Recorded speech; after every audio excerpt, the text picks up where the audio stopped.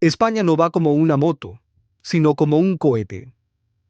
Esa frase la soltó el presidente Pedro Sánchez en mayo de 2024, presumiendo del crecimiento económico del país. Y claro, después de algo así, muchos levantaron la ceja. Pero lo curioso vino después. Medios internacionales como Reuters, The Guardian, Bloomberg o France 24 empezaron a reforzar esa idea, diciendo que España estaba destacando dentro de la Unión Europea. Y ahí es cuando uno se pregunta, ¿de verdad está yendo tan bien la economía española? ¿O estamos ante una exageración más de la política? Porque una cosa es el discurso y otra muy distinta la realidad. Así que hoy vamos a desmontar esto paso a paso. Lo bueno, lo malo y lo que no te cuentan. Te lo explico como si lo estuviéramos hablando tú y yo tomando un café. Primero que nada, cuando Sánchez dijo que la economía iba como un cohete, se refería al crecimiento del PIB. Ese famoso Producto Interior Bruto que siempre escuchamos en las noticias. En 2024, España creció un 3,5%, y claro, dicho así, suena impresionante. Pero, ¿qué significa realmente? Piénsalo de esta forma. Imagina una ciudad pequeña con tres negocios. Una panadería que vende por $500,000, una tienda de ropa que factura 700,000 euros y una cafetería que genera 300,000 euros. Si sumas todo, te da un PIB de 1,5 millones de euros. Eso es el PIB, la suma de todo lo que producimos y vendemos. Entonces, si ese número sube, quiere decir que la economía está más activa. Pero aquí viene lo interesante. El PIB por sí solo no lo es todo.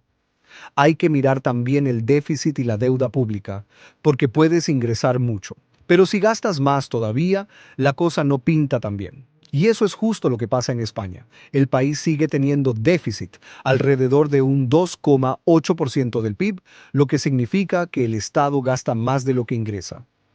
Esto ha hecho que la deuda pública siga aumentando, alcanzando los 1.621 billones de euros. Una locura. Pero ojo, aquí ocurre algo curioso. Aunque la deuda suba, su peso respecto al PIB ha bajado. Pasó del 125% en 2019 al 101,8% en 2024. ¿Por qué?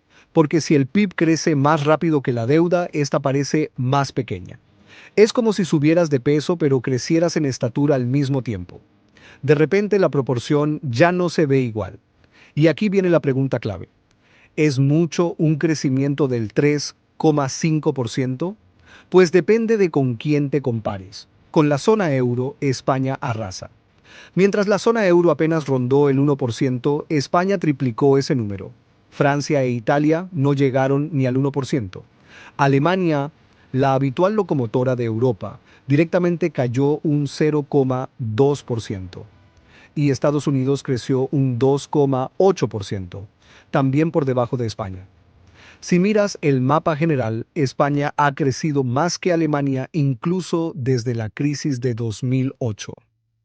Aunque eso sí, la recuperación alemana fue inicialmente más rápida. La única economía europea que superó a España fue Lituania. Y por si fuera poco, ese crecimiento ocurrió a pesar de fenómenos como la Dana, que restó un 0,2% al PIB. Vamos, que el viento soplaba en contra, pero aún así la cifra final salió fuerte. Y se espera que siga así en los próximos años. Mientras Europa crecerá alrededor del 0,9%, España podría acercarse al 2,7% en 2025 y casi un 2% en 2026. Son números que, en frío, suenan muy bien. Pero bueno, ya conocemos los resultados. Ahora falta lo más importante. ¿Por qué está creciendo España? Porque nada ocurre porque sí.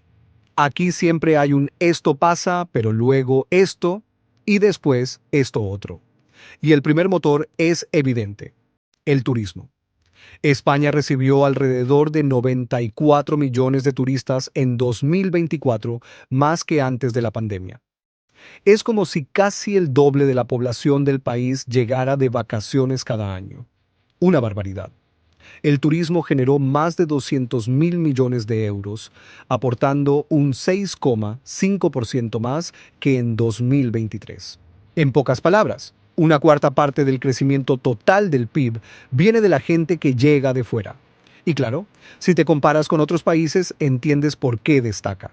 En Francia, el turismo representa entre el 7% y el 8% del PIB. En Italia, alrededor del 10%. En España, el peso es mucho mayor, y eso explica buena parte de la diferencia en crecimiento. Pero aquí viene la parte conflictiva. Depender tanto del turismo es jugar con fuego. Porque cuando todo va bien, perfecto.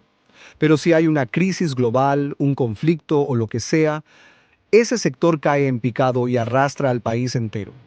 Y a esto súmale otro fenómeno que ha impulsado el PIB, la inmigración. Entre 2022 y 2024, la población en España aumentó en 1.500.000 personas, pero de ellas 1.200.000 eran extranjeras. La mayoría latinoamericanos, lo que facilita mucho la integración.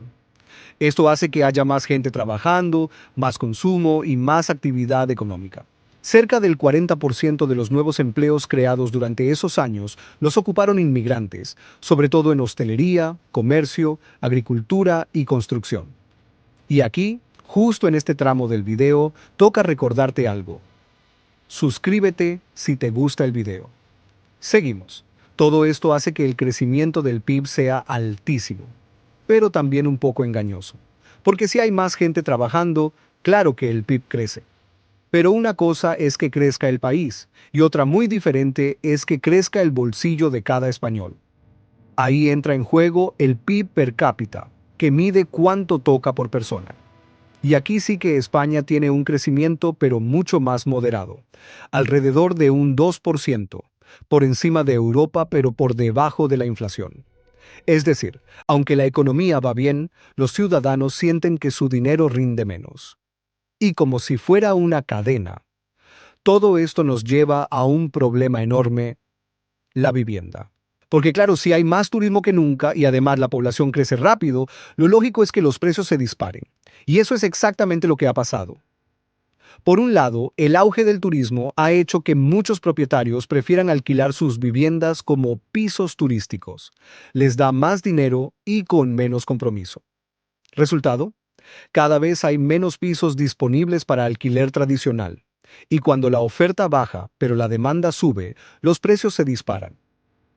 Especialmente en ciudades como Madrid y Barcelona y en prácticamente toda la costa mediterránea. Por otro lado, el aumento de la población presiona aún más el mercado. Si llegan más de 1 millón de personas en apenas 2 años, obviamente hacen falta más viviendas. Pero la construcción de obra nueva no avanza al mismo ritmo. Y ahí tienes la tormenta perfecta. Menos pisos disponibles, más gente buscándolos y precios por las nubes. Pero no todo en España es turismo y vivienda. Hay otro punto clave que está dando muchísimo impulso a la economía: la energía. Desde 2023, España se convirtió en el primer gran país europeo en generar más del 50% de su electricidad con energías renovables. La eólica y sobre todo la fotovoltaica están arrasando. El país se ha posicionado como líder absoluto en energía solar dentro de la Unión Europea. Y eso no es casualidad. España tiene mucho sol, mucho viento y mucha inversión en renovables. Así que tenía todo para convertirse en una potencia energética. Pero eso no es todo. Aquí entra en escena una infraestructura que muchos ni siquiera conocen: las plantas de regasificación. España tiene 6, más que cualquier otro país europeo. ¿Y para qué sirven? Los barcos transportan gas natural licuado en estado líquido porque así ocupa muchísimo menos. Cuando llega a puerto, ese gas se calienta para volver a estado gaseoso y poder distribuirlo. Ese proceso ocurre en estas plantas. ¿Y por qué es importante? Porque cuando Europa sufrió la crisis energética por el recorte del gas ruso, España fue uno de los países menos afectados. Tenía alternativas, tenía infraestructuras y podía importar gas desde muchas otras partes del mundo. Y gracias a eso pasaron dos cosas enormes. Uno, España dejó de ser importadora neta de energía y pasó a exportarla. Sí, exportar electricidad, algo que hace apenas unos años parecía imposible. 2. España